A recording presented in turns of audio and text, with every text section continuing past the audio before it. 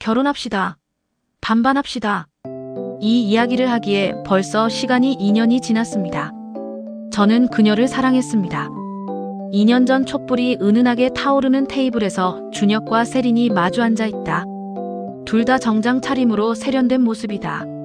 세린아, 오늘 승진 축하해. 준혁이 와인잔을 들어올린다. 고마워. 너도 이번 프로젝트 성공한 거 축하해. 세린이 미소 지으며 건배한다. 둘은 3년째 연애 중이다.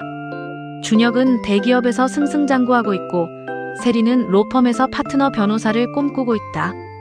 서로의 야망을 이해하고 지지하는 완벽한 커플처럼 보인다. 그런데 세린아, 준혁이 조심스럽게 운을 뗀다. 왜? 갑자기 진지해졌네. 우리 이제 결혼 생각해보지 않을래? 세린의 와인잔이 잠시 멈춘다. 결혼? 응. 우리 서로 사랑하고 각자 커리어도 안정됐고 때가 된 것 같아. 세린은 잠시 생각에 잠긴다. 준혁아, 나도 너와 결혼하고 싶어. 하지만 조건이 있어. 두 사람은 세린의 집으로 와서 진지한 대화를 나눈다.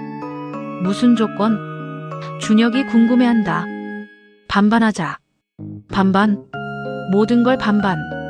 생활비, 집안일, 육아. 모든 책임을 정확히 반으로 나누자. 준혁은 당황한다. 그게 당연한 거 아니야? 정말? 그럼 좋네. 세린이 노트북을 켜며 말한다. 내가 계산해봤어.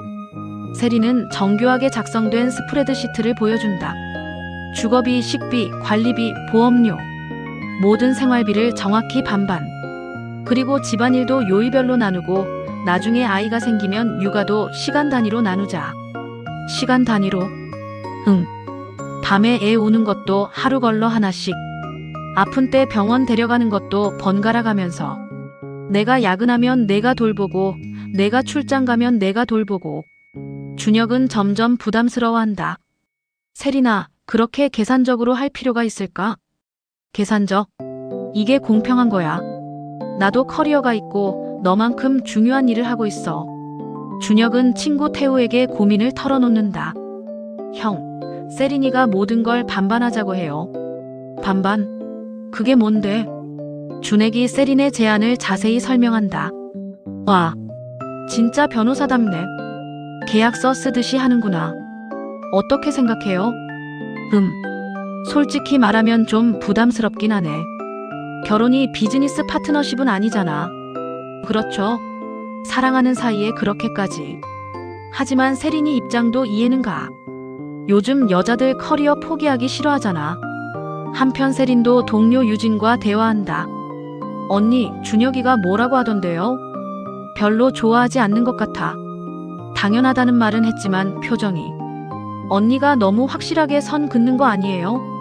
유진아, 나는 결혼 때문에 커리어 포기하고 싶지 않아. 내가 10년 동안 쌓아온 건데. 그렇긴 하지만 사랑하는 사람과 그렇게 계산적으로 하는 게 맞나요? 세린은 잠시 말이 없다. 준혁은 어머니와 결혼 이야기를 나눈다. 엄마, 세린이와 결혼하려고 해요. 아, 그래. 좋은 생각이야. 세린이 참 똑똑하고 예쁘더라. 그런데 세린이가 조건을 내걸었어요. 준혁이 어머니에게 세린의 제안을 설명한다. 뭐, 육아도 반반. 어머니의 표정이 굳어진다. 네. 준혁아, 그게 말이 되니? 여자가 아이를 낳으면 당연히 엄마가 더 많이 돌봐야지. 하지만 엄마, 요즘은 시대가 바뀌었잖아요. 시대가 바뀌어도 본질은 안 바뀌어. 그리고 세린이가 벌이가 얼마나 되는데 생활비를 반반 내자고 해? 엄마, 세린이도 나름 많이 벌어요. 나름이 아니라 정확히 얼마? 준혁은 대답하기 어려워한다. 사실 자신이 세린보다 더 많이 번다는 것을 알고 있다. 세린도 아버지와 이야기를 나눈다. 아빠, 준혁이와 결혼하기로 했어. 그래? 좋은 사람이더라. 축하한다. 근데 내가 조건을 내걸었어. 세린이 아버지에게 설명한다. 세린아, 그게 현실적으로 가능할까? 왜 안 돼요? 둘 다 일하는데 당연히 반반해야죠. 하지만 아이가 생기면 내가 출산 휴가도 써야 하고 수유도 해야 하고 그런 것들 빼고는 다 반반할 수 있어요. 세린아, 결혼은 계산기로 하는 게 아니야. 서로 사랑하면 자연스럽게. 아빠, 그런 식으로 생각하니까 여자들이 희생만 하는 거예요. 두 사람은 결혼 전 동거를 시작했다. 세린의 반반 시스템을 실험해보기로 한 것이다. 준혁아, 오늘 내 차례야. 세린이 냉장고에 붙인 스케줄표를 가리킨다. 뭐가? 저녁 준비. 그리고 설거지도. 아, 맞다. 준혁은 마지못해 부엌에 선다. 요리 경험이 많지 않은 그는 간단한 파스타를 만든다. 어때? 준혁이 자랑스럽게 내놓는다. 괜찮네. 고마워. 하지만 세린의 표정은 그리 만족스럽지 않다. 간도 밍밍하고 면도 덜 익었다. 다음 날은 세린 차례다. 와, 정말 맛있다. 준혁이 감탄한다. 세린이 만든 음식은 레스토랑 수준이다. 세린아, 너 요리 정말 잘한다. 나는 좀 부족하네. 괜찮아. 연습하면 늘어. 하지만 속으로는 답답함을 느낀다. 두 사람은 가계부를 정리하며 앉아있다. 이번 달 지출 정리해보자. 세린이 계산기를 두드린다. 전기료 8만원, 가스료 3만원, 관리비 15만원. 총 26만원이니까 13만원씩. 그런데 세린아, 이번에 내 차 수리비가 30만원 나왔는데. 그건 내 개인 지출이지. 왜 나까지 내야 해? 하지만 우리 데이트할 때도 내 차 쓰잖아. 그럼 그때 기름값은 반반 내자.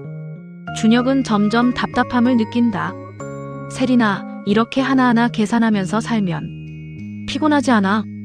피곤하긴 뭐가 피곤해. 명확한 게 좋잖아. 그때 세린의 친구들이 카페에 나타난다. 세린아, 여기 있었구나. 언니들, 안녕하세요. 준혁이 인사한다. 준혁 씨, 세린이한테 잘해주세요. 우리 세린이 정말 똑똑하고 능력 있는데 결혼 때문에 포기하는 거 없으면 좋겠어요. 네, 물론이죠. 친구들이 간 후 세린이 말한다. 맞지? 주변에서 다들 걱정해. 내가 결혼하면 커리어 포기할까봐. 나는 그런 걸 바라지 않는다고 했잖아. 말로는 그렇게 해도 나중에 아이 생기면 결국 여자가 포기하게 되더라고. 두 사람은 결혼 전 상담차 병원을 찾았다. 임신하면 어떻게 할 건지 미리 계획을 세우는 게 좋겠어. 세린이 말한다. 당연히. 함께 키우는 거지. 구체적으로. 밤에 깨서 수유하는 것도 번갈아 가면서. 세린아, 수유는 내가 해야 하는 거 아냐? 분유 먹이면 되잖아. 모유 수유는 내가 하더라도 분유는 내가 주면 돼. 그렇긴 하지만. 그리고 기저귀 갈기, 목욕시키기, 병원 데려가기 모든 걸 정확히 반반. 준혁은 부담스러움을 느낀다. 세린아, 솔직히 말하면 나는 아직 준비가 안 된 것 같아. 뭐가? 아이를 그렇게 체계적으로 키우는 거. 그럼 어떻게 키우고 싶은데? 그냥 자연스럽게. 서로 도우면서. 자연스럽게. 그럼 결국 내가 더 많이 하게 되는 거야. 준혁은 상사와 면담을 한다. 준혁이, 이번 프로젝트 정말 잘했어. 그런데 결혼 계획은 어때? 네, 내년 초에 할 예정입니다. 그럼 아이는 언제쯤? 빨리 낳아야지. 나이가 있잖아. 그건 아직 구체적으로. 아이 낳으면 세린이가 일 그만두나? 로펌 미리 아이 키우면서 하기엔 좀 힘들 텐데. 준혁은 대답하기 어렵다. 세린도 비슷한 상황을 겪는다. 세린, 결혼하면 파트너 승진에 차질 생기는 거 아니야? 동료가 걱정한다. 왜요? 아이 낳고 육아하고. 시간도 없고 체력도 떨어질 텐데. 저는 그렇게 안 할 거예요. 남편과 반반 나눠서 할 거거든요. 진짜? 준혁 씨가 동의했어? 네. 일단은. 하지만 세린도 확신이 서지 않는다. 세린이 고열에 시달리며 침대에 누워있다. 준혁아, 너무 아파. 병원 갈까? 응. 하지만 준혁은 중요한 프레젠테이션을 앞두고 있다. 세린아, 미안한데 오늘 정말 중요한 일이 있어서 내일 아침에 병원 가자. 뭐? 나 진짜 아픈데? 알아. 하지만 이 프레젠테이션 망치면 승진에 영향이. 그럼 나는 내일은 중요하지 않아. 그게 아니라 오늘 하루만. 세리는 실망한다. 반반이라고 했으면서 정작 자신이 아플 때는 이를 우선시하는 준혁. 다음 날 역할이 바뀐다. 준혁이 감기에 걸렸는데 세린에게 중요한 재판이 있다. 준혁아, 미안해. 오늘 재판 미룰 수가 없어. 세린아, 나 진짜 아픈데. 너도 어제 나 혼자 두고 갔잖아. 준혁은 서운함을 느낀다.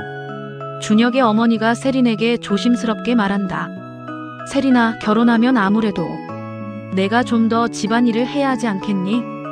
어머님, 저희는 반반하기로 했어요. 반반이라고 해도 여자가 좀 더 섬세하잖아.